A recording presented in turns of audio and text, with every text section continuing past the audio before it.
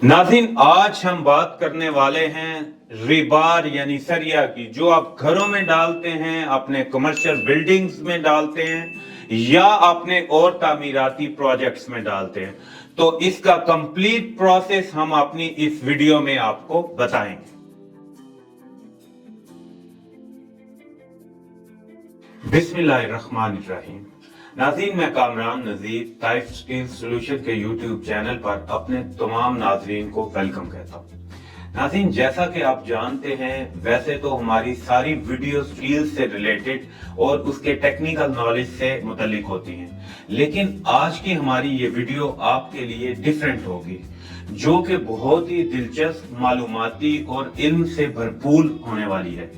क्योंकि आज हम बात करने जा रहे हैं एक ऐसी चीज की जो हर घर, हर इमारत, हर पुल और हर तामीराती मंसूबे की जान होती है। जी हाँ दोस्तों, मैं बात कर रहा हूँ रिबार की यानी सरिया की। लेकिन क्या आपने कभी ये सोचा है कि ये मजबूत लोहे की सुराख असल में बनती कैसे है? ये आती कहां से है और किन मरहल से गुजरकर मार्केट तक पहुंचती है? नाज़रीन, आज की वीडियो में हम सरिया के पूरे सफर को जीरो से लेकर आखिर तक तफसील के साथ समझाएंगे।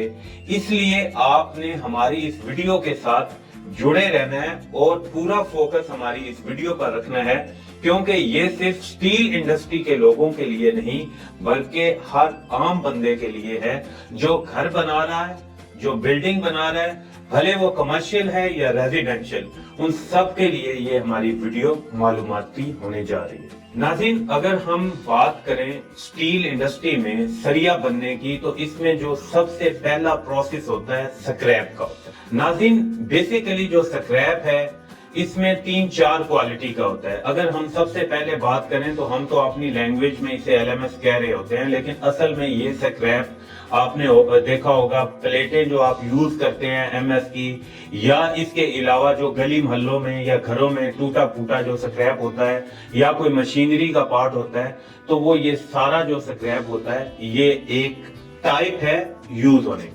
उसके बाद दूसरी अगर हम बात करें तो उसके अंदर जो है वो श्रेडेड स्क्रैप होता है।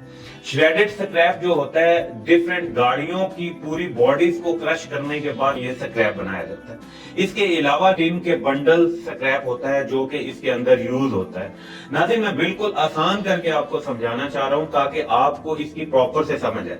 तो नाज़रीन, जैसे मैंने आपको एलएमएस बताया जो घरों में इस्तेमाल होता है, उसके बाद गाड़ियों के श्रेडेड स्क्रैप का बताया, उसके बाद बंडल का बताया, इसके बाद चौथा जो हम फैक्ट्रीज के अंदर अगर कोई फेलियर हो जाता है तो वो भी आपको पता है, लोहा भी होता है जिसको हम जाम का नाम देते हैं, वो भी यूज करते हैं। इसके अलावा बिल्डिंग्स वगैरह से जो पुराना सरिया निकलता है उसको भी हम इसमें इस्तेमाल करते हैं। इन सब स्क्रैप्स को लेके हम एक ब्लेंड बनाते हैं कि हमें एचएमएस इतना यूज करना है, श्रेडेड स्क्रैप इतना करना है, जाम इतना करना है, रिबार इतना करना है, पुराना जो रिबार है, और उसके बाद वो हमें जाम इतना यूज करना है। तो ये एक सारा ब्लेंड करके हम फर्नेस के अंदर इसको मेल्ट करते हैं।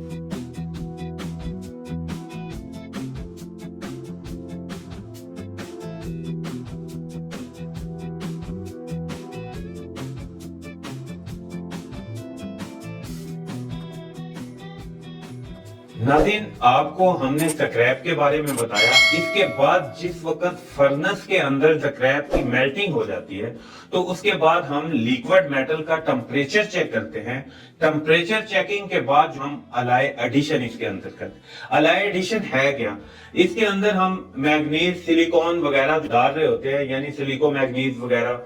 तो इससे सरिये की मजबूती और उसकी रिक्वायर्ड कंपोजिशन, जो कि ग्रेड 40 और ग्रेड 60, जब आप किसी के पास भी जाते हैं, दुकान वाले के पास, आप उससे सरिया मांग रहे होते हैं कि मुझे आप ग्रेड 40 दे दो, ग्रेड 60 दे दो, तो उसकी सेटिंग उसके मुताबिक हम केमिकल कंपोजिशन एडजस्ट करते हैं, जो कि इसके फेरो अलाइज की सूरत में होती है।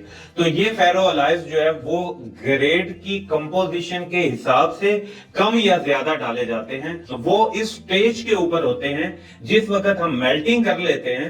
मेल्टिंग करने के बाद आपका लिक्विड मैटर रेडी हो जाता है, तो फर्दर प्रोसेस के लिए उससे पहले हम जो है वो एडिशन कर देते हैं फेरो अलाइज का। उसके बाद जिस वक्त हम फेरो अलाइज का एडिशन कर देते हैं तो देन वो हम इसकी टैपिंग करते हैं। यानी टैपिंग से मुराद क्या है कि आपका लिक्विड मैटर रेडी हो गया और उसकी फ्लोडिटी इतनी होगी कि नेक्स्ट जो है वो कास्टिंग के लिए रेडी है।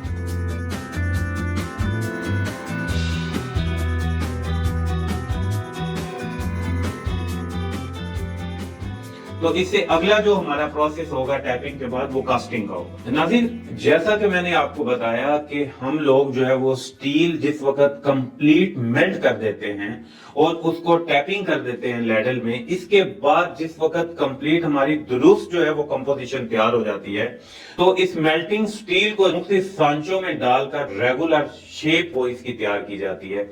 यानी सांचों से मुराद अगर हम अपनी लैंग्वेज में बोले तो हम इसको मोल्ड बॉडीज या मोल्ड ट्यूब्स के अंदर जो है वो डालते हैं और इससे जो निकलता है उसको हम बिलेट कहते हैं।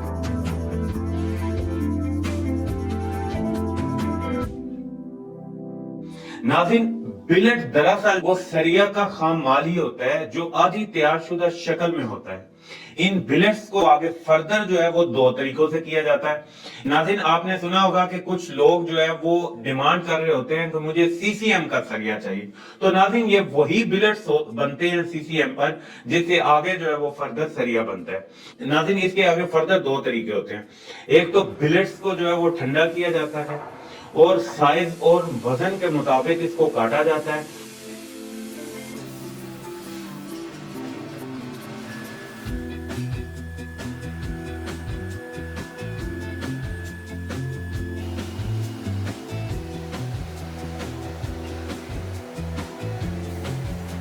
और फिर ये रोलिंग मिल के लिए जो है वो तैयार हो जाता है। एक तो तरीका ये, और दूसरा तरीका ये है कि इन्हीं बिलेट्स को गरम गरम वो डायरेक्टली जो है वो रोलिंग मिल के अंदर भेजा जाता है और इसका जो टेम्परेचर जो है जो रोलिंग के लिए रिक्वायर्ड होता है वो सेट किया जाते हैं पैरामीटर सीसीएम के ऊपर और डायरेक्ट रोलिंग कर ली जाती है।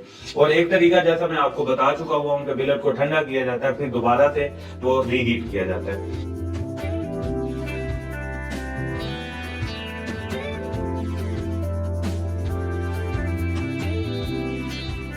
नाज़रीन, इस प्रोसेस के बाद कंटिन्यूअस कास्टिंग मशीन का जो सीसीएम का प्रोसेस है जिधर हम बिलेट बनाते हैं, तो इस प्रोसेस के बाद जो बारी आती है वो सरिया बनने की बारी आती है, जो कि बड़ा ही दिलचस्प और अहम मरहला है जिसे हम जो कहते हैं वो रोलिंग मिल प्रोसेस कहते हैं। नाज़रीन, इस मरहले में जैसा कि मैंने आपको पहले भी बताया कि इस मरहले में फिर दोबारा से बिलेट्स को वो गर्म किया जाता है ताकि वो बहुत ज्यादा नरम हो जाए। इसके बाद इन्हें भारी जो रोलिंग मशीनों के दरमियान से जो है वो गुजारा जाता है। नाज़रीन, रोलिंग बेसिकली रिडक्शन है जो बिलेट को ऐसा ऐसा जो है वो लंबा करती है, गोल शक्ल देती है और इस पर खास किस्म के निशानात ग्रूव्स बनाती है।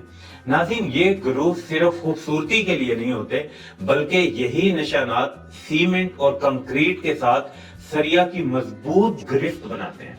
नाज़रीन, रोलिंग प्रोसेस के बाद सरिया को पानी के जरिए भी ठंडा किया जाता है। इसको कूलिंग प्रोसेस भी कहते हैं और टीएमटी प्रोसेस भी कहते हैं। नाज़रीन, इसके बाद सरिया वो रिक्वायर्ड लेंथ जैसा कि आप जानते हैं कि 40 फुट या जरूरत के मुताबिक जो है वो साइजेस में काटा जाता है। लेकिन यहाँ अमल खत्म नहीं होता क्योंकि इसके बाद सरिया की टेस्टिंग की जाती है। इस टेस्टिंग में सरिया का bend test, tensile, strength test और साइज वजन जो है वो चेक किया जाता है। नाज़रीन, बेंड टेस्ट में सरिया को मोड़ कर देखा जाता है कि कहीं इसमें कोई क्रैक, कोई दरार या कोई और मसला तो नहीं। नाज़रीन, जो सरिया ये तमाम टेस्ट पास कर लेता है वही फैक्ट्री के स्टैंप के साथ मार्केट में आता है। तो नाज़रीन, अब मैं आपको एक बहुत ही अहम और अमली मशवरा देने जा रहा हूं। जब भी आप सरिया खरीदने जाएं तो हमेशा चेक करें कि सरिया पर कंपनी का नाम और ग्रेड वाज़ेह तौर पर लिखा हो, इसके ग्रूव्स गहरे और एक जैसे हों। अगर मुमकिन हो तो एक पीस को थोड़ा सा जो है वो बेंड करके भी आप देखें। अगर वो आसानी से मुड़ जाए اور ٹوٹے نہیں یعنی کریکس وغیرہ نہ آئیں اور ٹوٹے نہیں تو سمجھ لیجئے کہ یہ سریا آپ کے لیے اچھی کوالٹی کا ہے۔ یہ اینڈ پہ جو ہے وہ میں نے ایک آپ کو تھم رول بتایا ہے جو عام طور پر کنٹریکٹر اور عام لے مین بھی اس کو چیک کرتا ہے۔ تو ناظرین یہ ہم نے آپ کو سریا کی مینوفیکچرنگ کا پورا پروسیس جو ہے وہ ڈیفائن کیا۔ ناظرین جس وقت ان سارے پروسیسز کے بعد سریا تیار ہونے کے بعد یارڈ میں جاتا ہے تو اس کے بعد فردر یہ سریا وہاں سے ڈسٹریبیوٹر لیتا ہے اور اس کے بعد وہ شاپ کیپروں کو سیل کرتا ہے اور اس کے بعد ناظرین یہ سریا آپ تک پہنچتا ہے۔